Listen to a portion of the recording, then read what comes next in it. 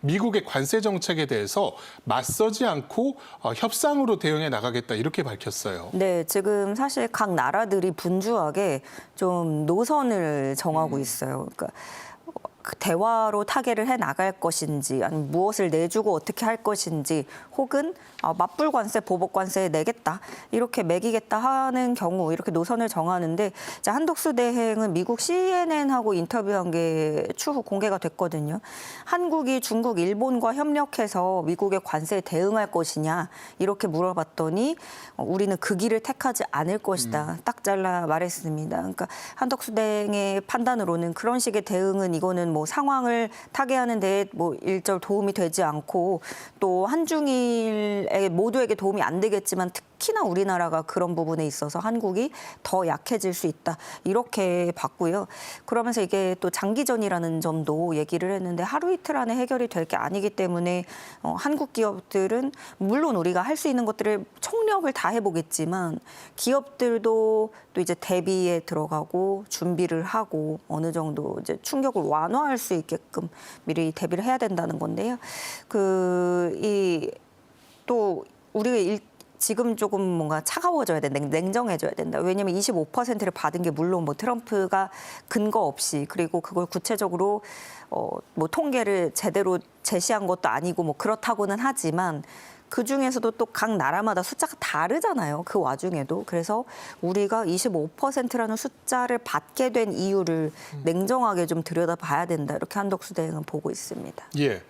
이제 정상 간에서는 큰 방향에 대한 논의가 이루어졌다면, 지금 정인교 통상교섭본부장이 방미길에 올라서 이제 미국에 도착을 한 것으로 보입니다. 아무래도 그 미국 측과의 협의를 통해서 실무적인, 그러니까 실제 관세율을 인하하는 작업에 돌입을 하게 될 텐데, 공항에서 이런 말을 했어요. 국익을 위해서 최선을 다하겠다.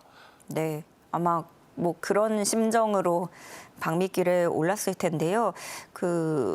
정본부장은 지난달에도 미국에 갔었잖아요. 그때 이제 미국 대표, 무역 대표부 제이미슨 그리어 대표하고 만나고 한 달도 안 돼서 다시 미국을 찾게 됐습니다.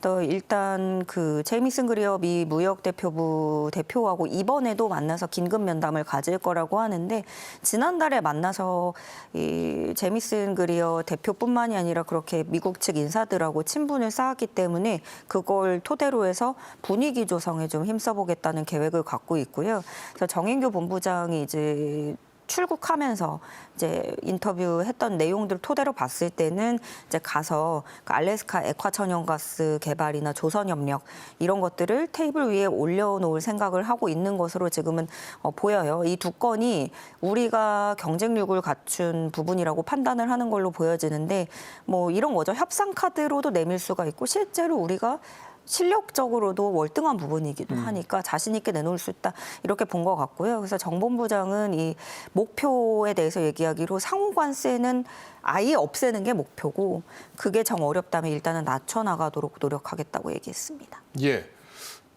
사실 우리 입장에서는 가장 타격이 우려되는 분야가 역시 자동차와 반도체, 이 대미 수출 품목 1, 2위 품목들입니다. 역시 철강도 비중이 상당히 높은 상황인데, 이 분야는 지금 품목별 관세로 별도로 매겨지고 있는 상황이고 해서 정 본부장이 이 분야에 대한 관세 인하 노력을 위해서 또 최선을 다하겠다, 이런 입장도 밝혔습니다. 네, 그렇죠. 이 철강, 자동차, 알루미늄 이런 쪽에서 이미 뭐 발효가 된 거기 때문에 반드시 여기에서도 이제 협의를 할 수밖에 없는 부분이고, 반도체는 이제 향후 나올 거기 때문에 여기에 대해서 동향을 열심히 파악하겠다는 의지를 가지고 있는 거고요. 특히 트럼프 대통령이 사실은 제일 궁극적인 타깃인 중국인 거를 누구나 알고 있잖아요. 그래서 중국 외에 다른 나라하고는 지금 나는 좀 협상할 여지가 있다, 이런 식으로 열어두고 있기 때문에 우리나라도 이 부분에 대해서는 좀 어느 정도 기대를 걸고 있는 거고요. 또 중국이 그 협상을 위해서 연락하면 우리도 트럼프가 관대하게 할 거다, 뭐 이랬거든요. 그러니까 대변인이 그렇게 얘기를 했는데, 그러니까 한국, 일본에도 이번에 뭐 통화하고 이렇게 제시하는 걸 보면은 자꾸 좀 본인이 원하는 게 있어가지고 자꾸 좀 갖고 와라. 저는 이런 시그널로 읽히기도 합니다. 예.